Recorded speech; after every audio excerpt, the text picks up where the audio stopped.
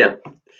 Alors, content de vous retrouver en ce sabbat matin. Merci de m'avoir invité à partager avec vous un petit moment dans le cadre de ce camp. D'abord, bon sabbat à tous, bonne journée de sabbat. C'est toujours une journée particulière, le sabbat. C'est une journée au cours de laquelle on peut consacrer tout son temps à se ressourcer et à adorer Dieu, à le rechercher. On m'a donc proposé d'être avec vous chaque matin. Donc, si j'ai bien compris, je suis avec vous ce matin. J'y serai aussi demain matin et puis lundi matin pour partager un petit moment de réflexion, de méditation, pour s'approcher ensemble de Dieu. Et j'ai compris que le thème un petit peu général de votre rencontre de cette fin de semaine, c'est en lien avec la préparation pour le retour de Jésus.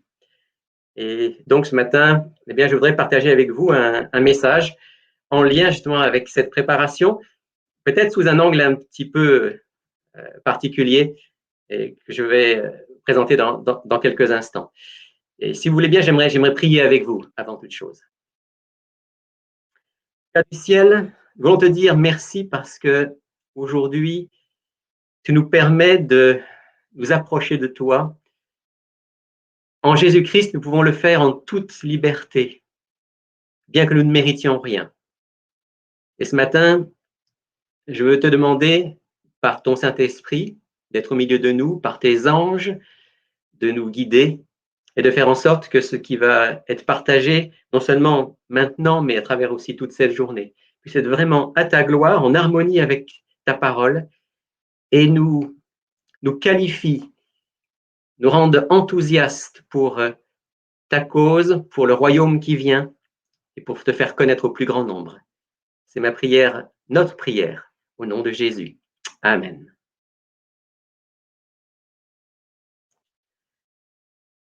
Alors, je vais essayer de partager aussi avec vous mon écran.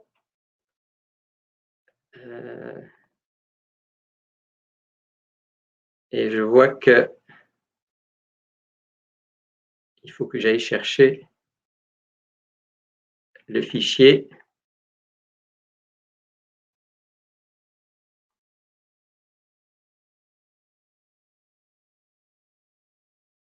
Désolé. Donc, dans un instant, me dire si vous pouvez voir ce fichier.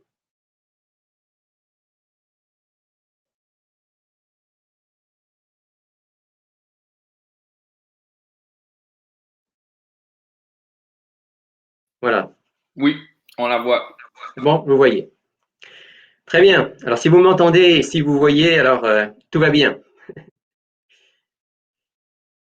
Voilà, je me suis posé la question, est-ce que ce matin, je devrais partager quelque chose en lien avec se préparer pour le retour de Jésus? Et en fait, cette question même, se préparer pour le retour de Jésus, à la fois, elle est fondamentale et en même temps, elle me pose un problème. Et je me souviens d'une phrase qui a été prononcée par quelqu'un que j'ai eu comme professeur il y a bien des années, qui s'appelle Norbert Rujde, et qui disait « À force de se préparer, certains finissent par manquer le départ du train ». C'était une manière de dire que oui, se préparer pour le retour de Jésus, c'est important, mais peut-être plus important encore, c'est être prêt pour le retour de Jésus.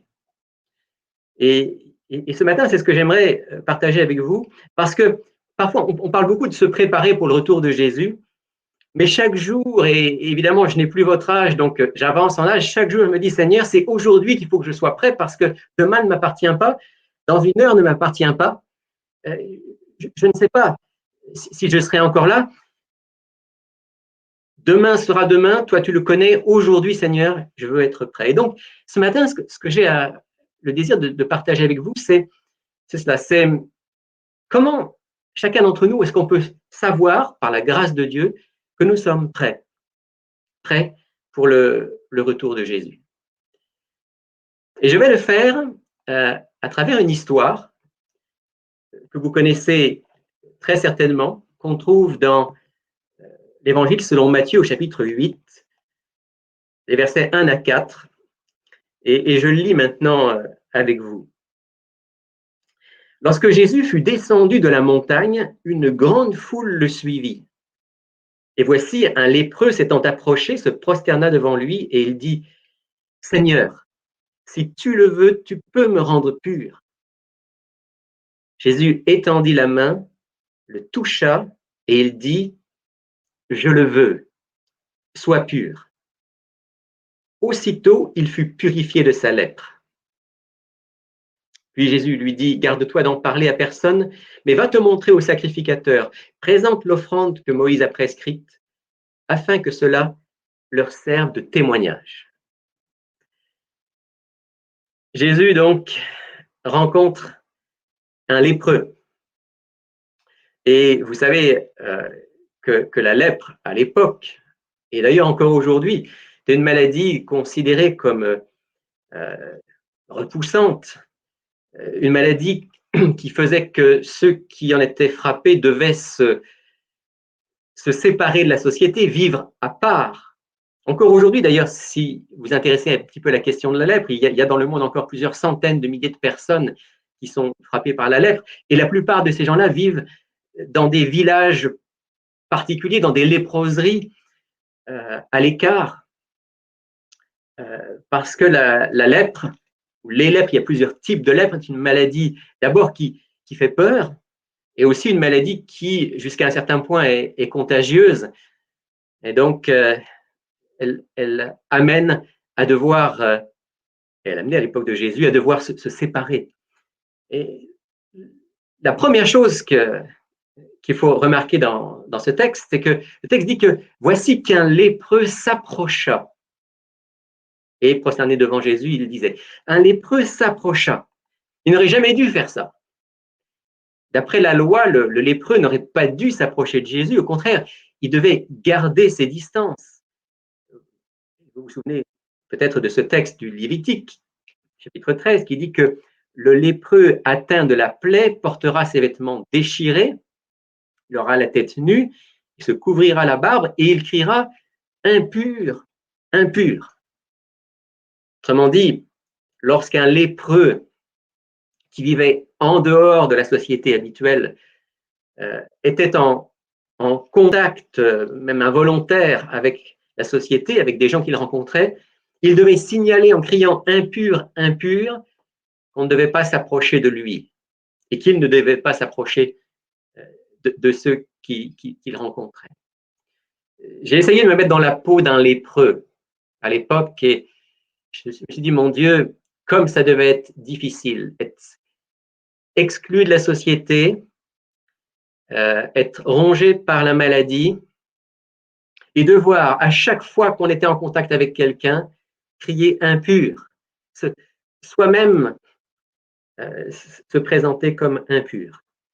Mais là, notre lépreux de l'histoire, lui fait un acte fou, il s'approche, et je peux imaginer qu'au moment où il s'approche de Jésus, tout le monde s'écarte. Personne ne veut être en contact direct avec ce lépreux. Jésus, lui, ne s'écarte pas. Il laisse le lépreux s'approcher de lui et lui présenter sa demande. Et sa demande, elle est claire, elle est forte, elle est audacieuse. Seigneur, si tu le veux, tu peux me rendre pur. J'aime beaucoup cette phrase de ce lépreux parce qu'elle montre que il a foi en Jésus. Il croit que Jésus peut le guérir. Il est soumis à sa volonté parce qu'il dit si tu le veux, mais il attend une réponse, il attend la réponse de Jésus. La réponse de Jésus va venir sous la forme non pas d'une parole pour commencer, mais d'un geste. La réponse de Jésus, c'est que Jésus étendit la main et le toucha. Je peux imaginer la surprise, La surprise d'abord de ceux qui sont autour. Comment? Déjà, Jésus a permis que ce lépreux s'approche de lui, mais en plus, il le touche. On pense au fait que ceux qui voient Jésus toucher se disent Jésus va tomber malade. On pense au fait que ceux qui sont autour disent mais Jésus maintenant devient impur. Vous savez, quand on avait touché un lépreux, ou quand on était approché d'un lépreux, on était immédiatement impur, on n'avait plus accès au temple. Mais ce texte dit Jésus étendit la main et le toucha. J'imagine la surprise de ceux qui sont autour, mais j'imagine aussi la surprise du lépreux lui-même, qui se sent touché. Ça fait combien d'années que personne n'a touché ce lépreux? Et je voudrais ici nous rappeler l'importance de ce geste. Avant même de parler, Jésus touche l'intouchable. Pour tous les êtres humains, hommes comme femmes, à tout âge, le toucher est d'une importance vitale. C'est à travers le toucher qu'on démontre l'attention, l'affection, l'amour, le soin de l'autre. Et la période qu'on vit en ce moment, avec cette pandémie, est une période particulièrement difficile, en particulier parce que on n'est pas censé se toucher, on ne devrait pas se toucher, on peut même pas se serrer la main.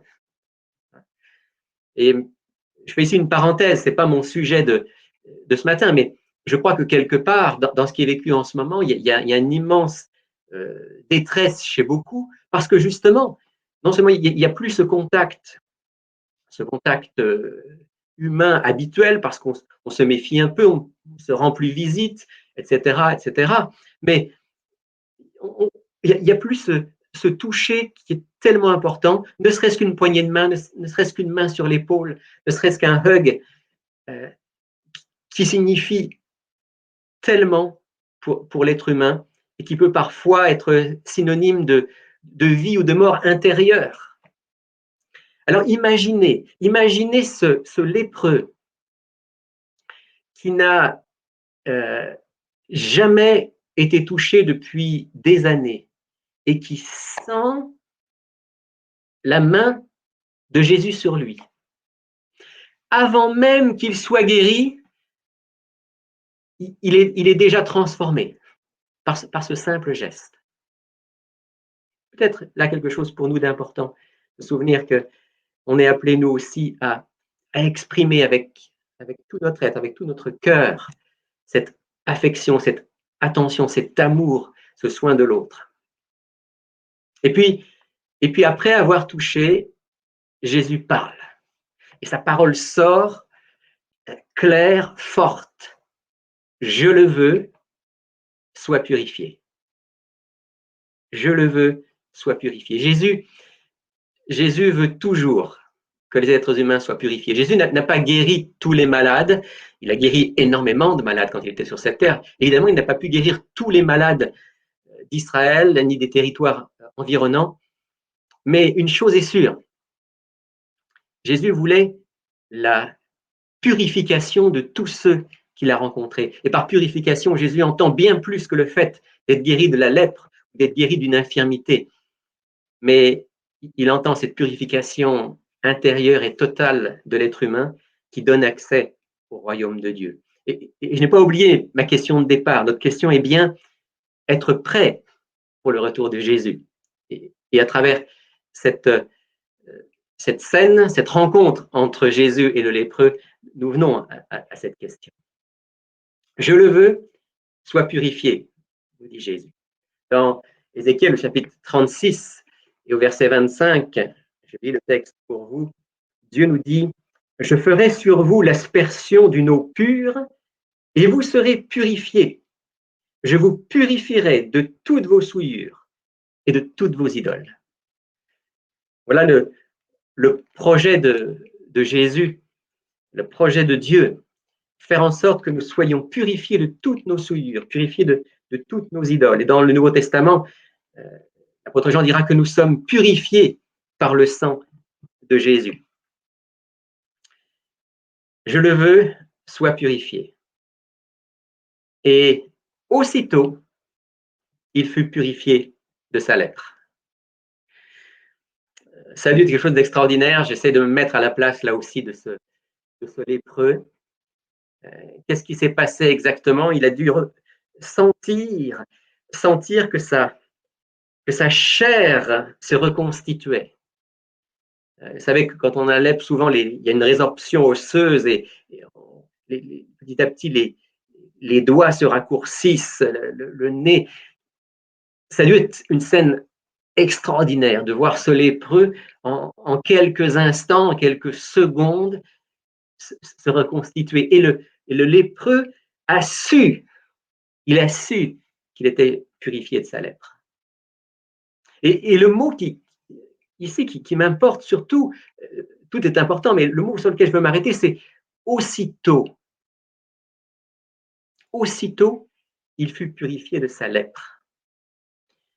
Jésus a souvent, pas toujours, mais il a souvent guéri de manière instantanée. Sans doute pour plusieurs raisons. La première raison, c'est que on ne devait pas se poser de questions pour savoir si c'était une guérison divine venant d'en haut ou si c'était un phénomène naturel. Le fait que la guérison intervienne de manière instantanée, immédiate, montrait que c'était un acte divin, que Dieu intervenait directement d'en haut. Mais il y a une autre raison pour laquelle Jésus a pratiqué ce que j'appellerais la guérison instantanée. Et cette raison, elle est en lien direct avec nous et avec notre sujet de ce matin.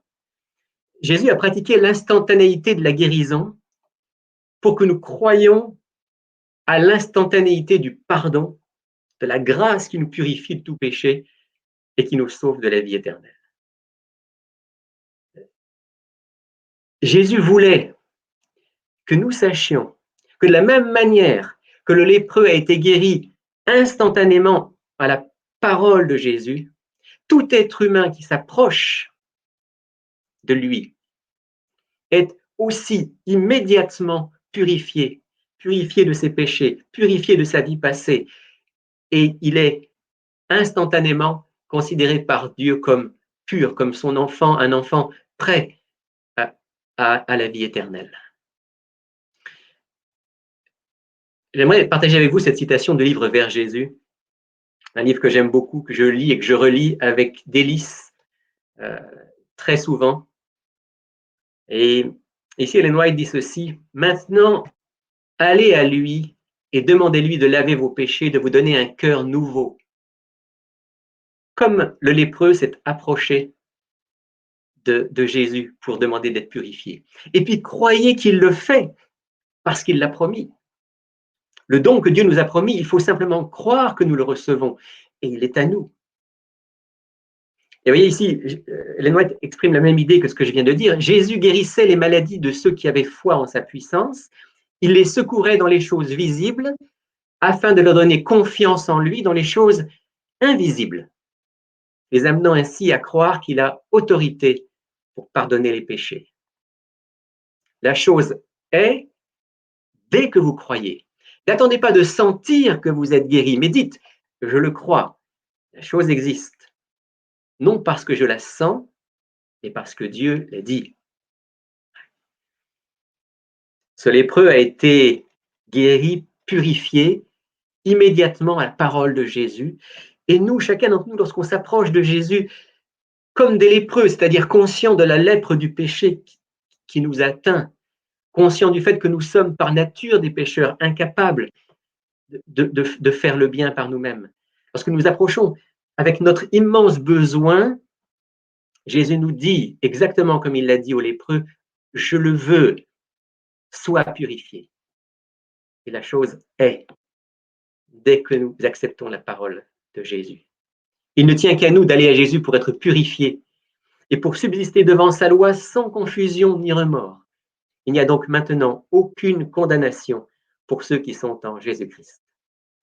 C'est un message tellement extraordinaire. Il a changé ma vie il y a bien des années, lorsque moi enfant d'adventiste qui essayait de pratiquer la loi de Dieu et la volonté de Dieu de mon mieux.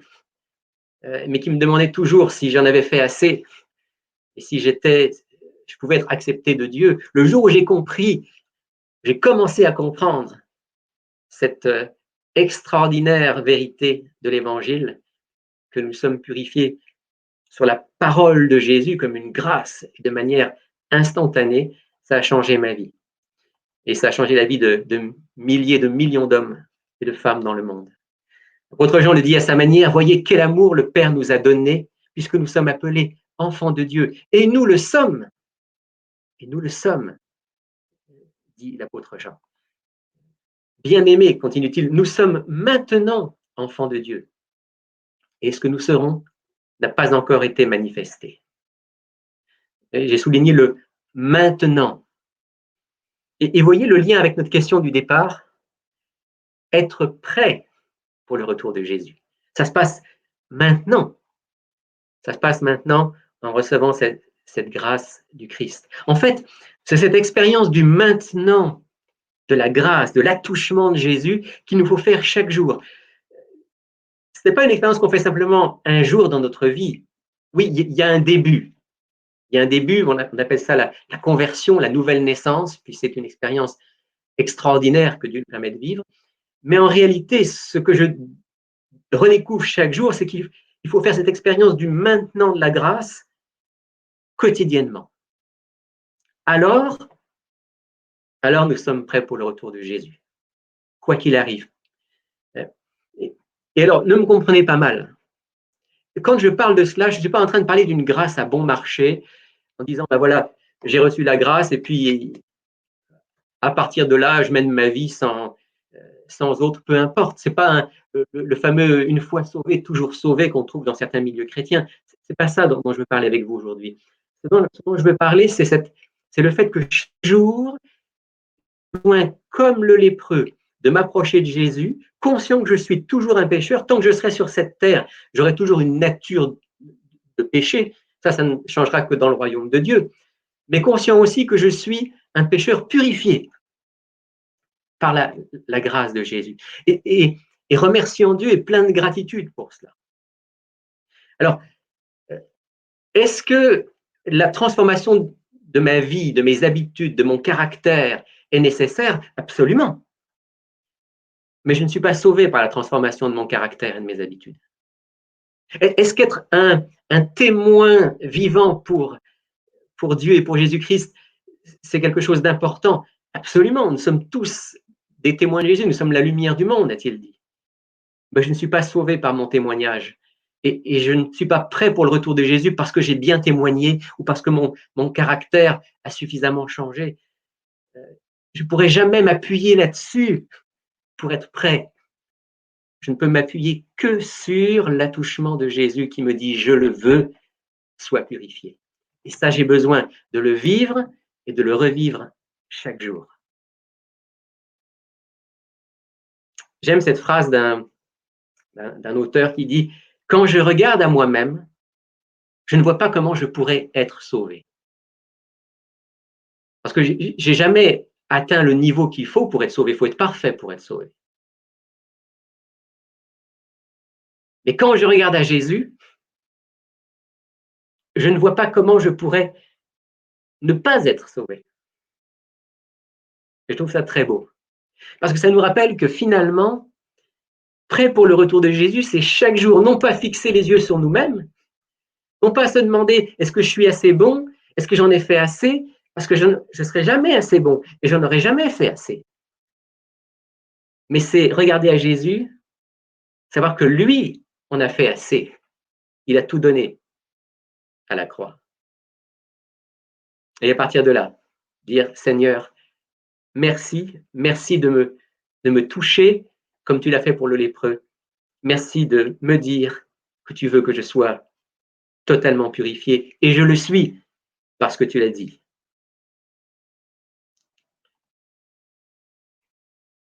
Et puis, après avoir touché le lépreux, Jésus lui dit, garde de toi d'en parler à personne. Ça peut sembler un peu étonnant que Jésus dise ça à cet homme, d'autant qu'il a dit à d'autres, allez parler de ce que j'ai fait pour vous.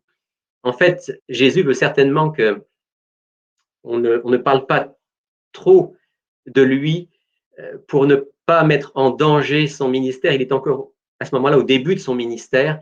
Il sait qu'il a encore une longue œuvre à accomplir.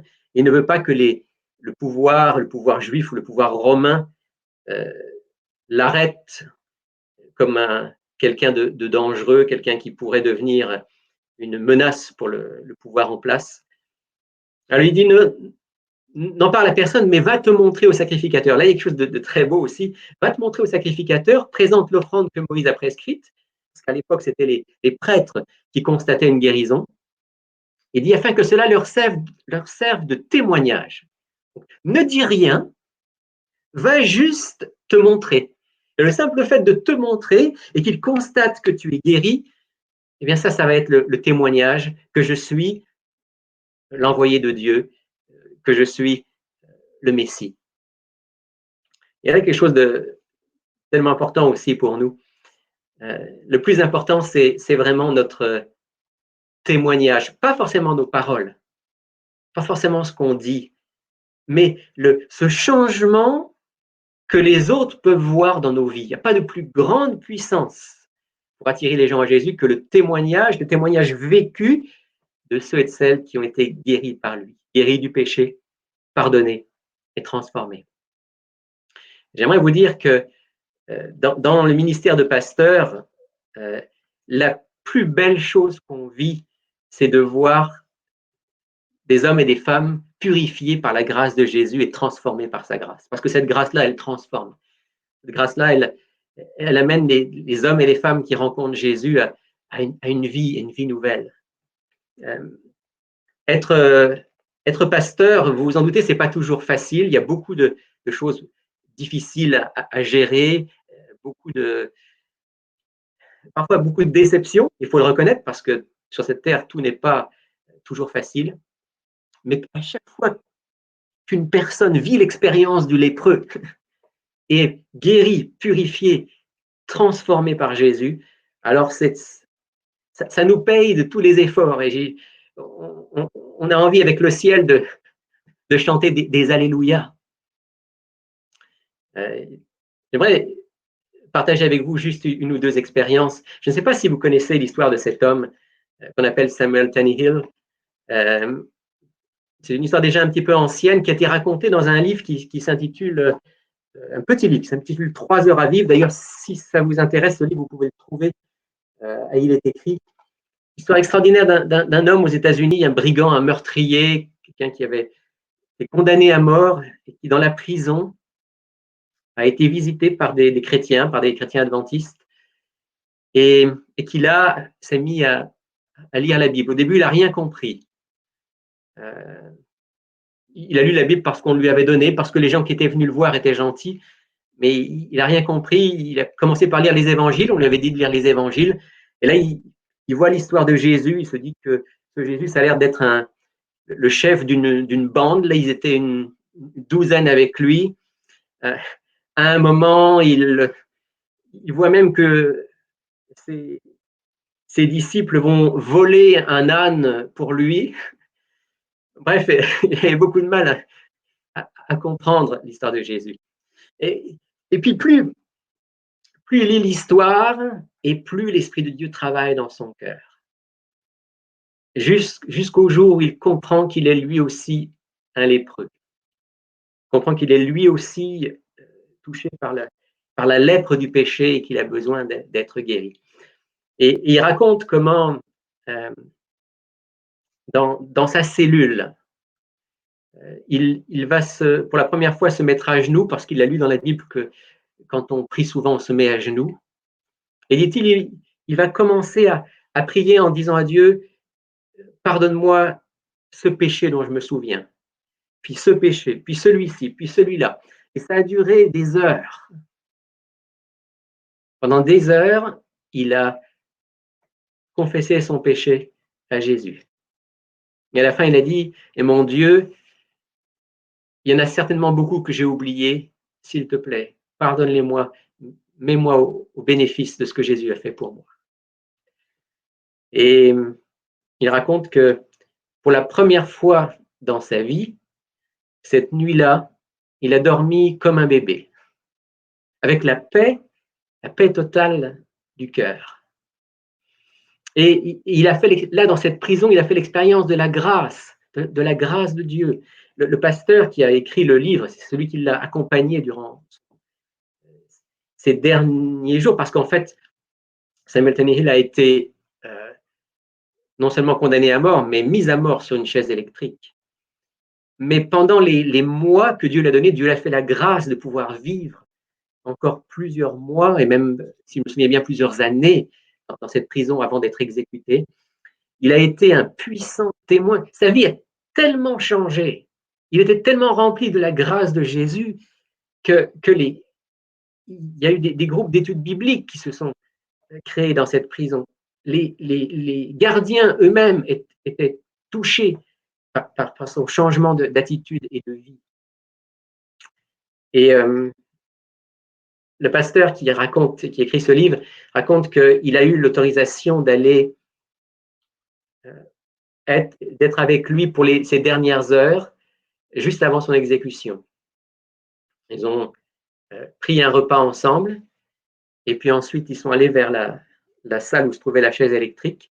Et juste avant de rentrer dans cette salle, Samuel a pris la main du pasteur, l'a serré, et lui a dit simplement ces mots, mais tellement forts. Il a dit, pasteur, je vous chercherai là-haut. Et puis, il est rentré dans cette salle, et quelques minutes plus tard, il décédait, mais avec une paix, une joie, même son visage, dit le pasteur, reflétait la paix de Dieu. Samuel Tannehill était prêt pour le retour de Jésus. Pas parce qu'il avait contribué à la conversion de plusieurs autres condamnés à mort qui étaient dans cette prison, même si c'était une grâce extraordinaire de Dieu. Pas parce qu'il était devenu parfait et qu'il méritait d'entrer dans le royaume de Dieu, mais simplement parce que jour après jour, pendant les jours qu'il a vécu, il avait reçu cette grâce, cette purification de Jésus, ce salut de chaque jour que nous sommes nous aussi appelés à vivre, dans lequel nous sommes appelés à nous réjouir en Jésus-Christ.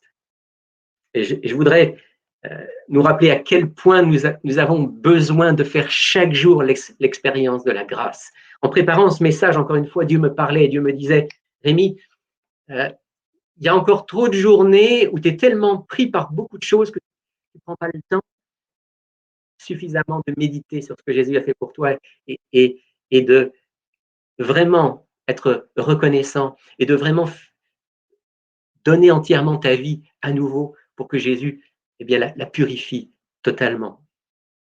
Je suis conscient à quel point Satan veut essayer de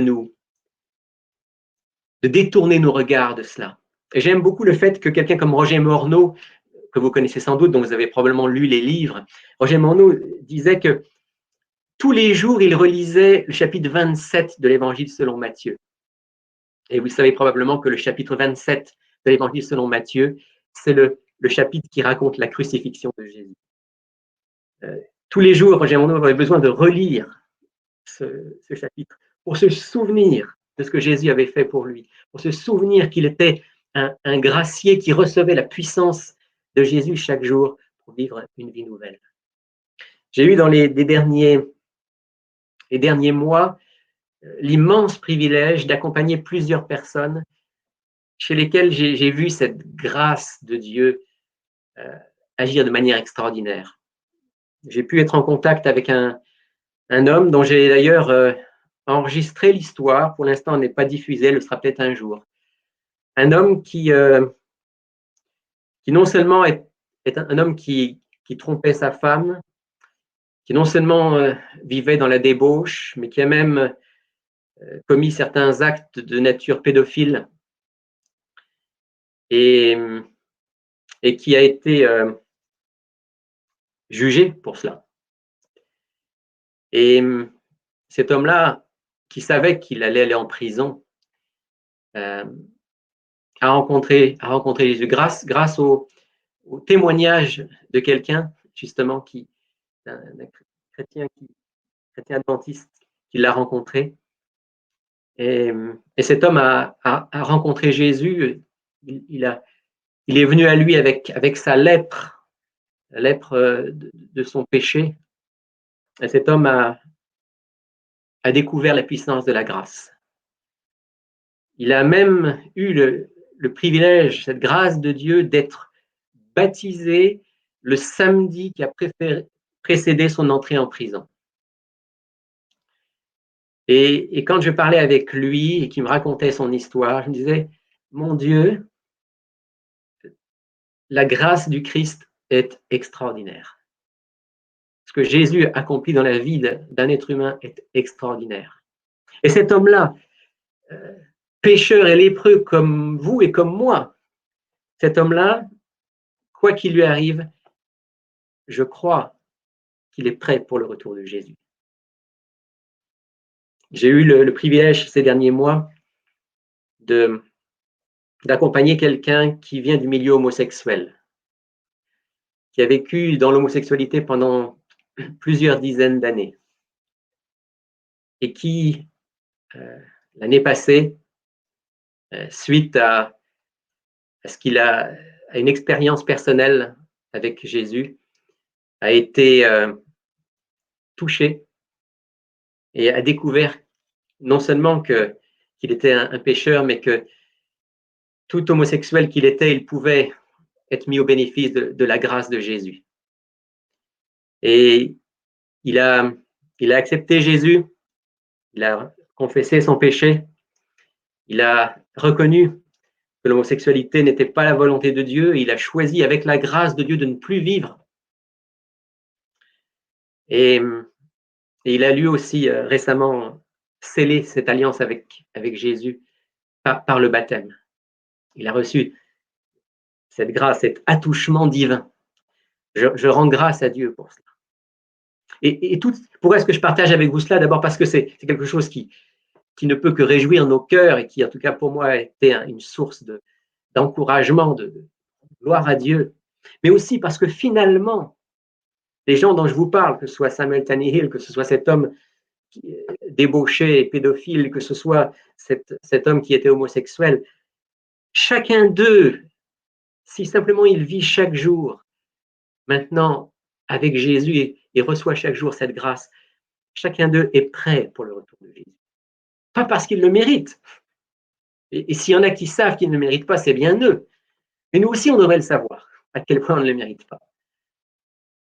Pas parce qu'ils le méritent, pas parce qu'on le mérite, mais parce que Jésus le mérite et qu'il a fait tout ce qui était nécessaire afin que chacun d'entre nous puisse aujourd'hui, dès maintenant, savoir qu'il est enfant de Dieu.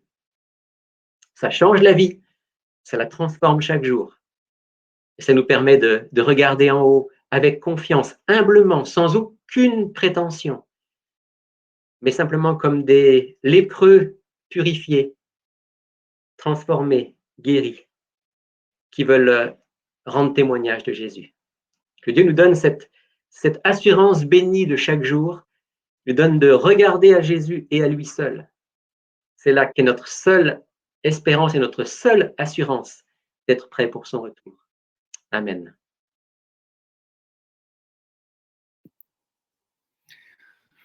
Wow. Amen. Amen. C'était vraiment un message incroyable. J'ai pris quelques notes juste pour faire une capsule. On a parlé de l'histoire du lépreux. Puis oui, c'est vrai. Jésus voulait lui donner ce toucher de grâce. Puis c'est incroyable. On est allé voir Ézéchiel 36-25, juste bref. C'est une promesse que Dieu veut nous changer. Et oui, je pense que la question que vous nous avez posée ce matin était très pertinente. Est-ce qu'on se prépare ou est-ce qu'on est prêt maintenant, aujourd'hui? Et j'ai trouvé ça vraiment. Mais pour moi, ça m'a donné c'était chaleureux de savoir que dans le livre de Jean, 1er Jean, chapitre 3, versets 1 à 2, Jean dit que maintenant on peut être prêt, on peut être dans la grâce. Et moi, les témoignages, c'était vraiment incroyable. Incroyable. Alors, il nous reste quelques minutes. Pasteur Rémi Ballet, est-ce que je peux vous poser une question? Oui, bien sûr, bien sûr. OK. S'il y a des questions, on peut les envoyer dans le chat, puis je vais les poser à Pasteur Rémi Ballet. Mais comme pasteur, ça fait beaucoup d'années que vous êtes adventiste et que on se fait dire, OK, Jésus arrive bientôt, puis on continue à se préparer. Est-ce qu'il y a peut-être un élément, un secret ou un type qui vous aide à être toujours genre prêt, qui vous rappelle qu'aujourd'hui, OK, encore une fois, je choisis Jésus? Est-ce qu'il y a quelque chose qui vous a aidé à travers vos années? Comme je disais tout à l'heure, euh, j'ai réalisé, même en préparant ce message, à quel point il m'arrivait certaines journées de ne pas être suffisamment dans cette alliance de grâce avec Jésus. Donc, je ne veux certainement pas me présenter comme un modèle, loin de là. Mais il y a en tout cas deux choses, qui sont importantes pour moi. La première, c'est que chaque jour, je me souviens que ma vie ne m'appartient pas, que c'est peut-être ma dernière journée. En fait, ça, c'est quelque chose qui m'a été dit par quelqu'un il y a bien longtemps, il y a plus de 20 ans, 25 ans, 30 ans maintenant. J'ai rencontré quelqu'un et puis on parlait ensemble, puis il m'a dit comme ça, il m'a dit, tu sais, moi, tous les jours, je commence la journée, je dis merci Seigneur, puis je me dis, Seigneur, c'est peut-être la dernière journée. Puis si c'est la dernière, permets que je la vive vraiment pleinement unie à toi. J'avais trouvé ça un petit peu bizarre à l'époque, mais avec le temps, j'ai compris qu'il avait raison. Qu'on devrait vivre chacune de nos journées comme si c'était la dernière. Et la vivre intensément dans la communion avec Jésus. Ça, c'est un élément qui m'aide souvent, de me souvenir de cela. Et puis, bien sûr, comme on disait tout à l'heure à propos de Roger Morneau, chaque jour aussi, prendre le temps de méditer. Vous savez, Ellen White, elle dit qu'on devrait prendre le temps chaque jour de méditer sur les scènes de la vie de Jésus, en particulier les dernières. C'est-à-dire celles qui nous racontent comment Jésus a souffert pour nous, a donné sa vie pour nous et est ressuscité. Alors je crois que ça c'est quelque chose quels que soient nos sujets d'études, on peut étudier toutes sortes de choses dans la Bible. Et on doit étudier les prophéties, on doit étudier l'histoire biblique, on doit étudier les paraboles, on doit tout étudier dans la parole de Dieu. Mais chaque jour, on devrait avoir comme un petit moment où peut-être on relit, comme Roger Morneau, là, Matthieu 27, où on relit certains passages qui nous rappellent que le cœur de tout ça, c'est ce que Jésus a fait pour nous et c'est le message de la grâce. Si on enlève ça, il n'y a plus d'évangile. Alors chaque jour, il faut qu'on puisse revenir à cela. Ça, c'est quelque chose qui m'aide dans ma vie personnelle. J'essaye chaque jour de plus en plus d'avoir ce moment où je me souviens de ce que Jésus a fait et de l'extraordinaire message de la grâce qui est dans les Écritures. Oui. Et en fin de compte, il y a un membre, Charlène Martel, qui a dit qu'on devrait lire les dernières heures du Christ et 1 Corinthiens chapitre 13 qui parle de l'amour. Et, Absolument. Oui, je connais un homme qui travaille beaucoup d'heures et des fois son travail commence à 2 heures du matin, qui est pas trop agréable. Mais il avait partagé avec moi comme jeune, il m'avait dit, tu sais, si je me lève le matin et j'ai pas beaucoup de temps pour raison X, Y, Z, ben là, je vais juste lire 1 Corinthiens chapitre 13 pour me rappeler de, tu sais, l'amour et de comment je devrais agir. Ça, ouais. Hey, c'était vraiment bien fait, c'était vraiment beau. Et un dernier commentaire, juste pour, en fin de compte, redire les deux commentaires que vous nous avez mentionnés. Premièrement, c'est de chaque jour se souvenir que ça peut être notre dernière journée. Et deuxièmement, de méditer. Et si vous me permettez, je vais juste ajouter un commentaire que j'avais entendu dans un autre sermon. C'était une madame qui parlait à GYC en fin de compte, puis elle partageait à GYC pour la jeunesse. Elle disait que quand elle voulait se baptiser, elle avait une question dans sa tête.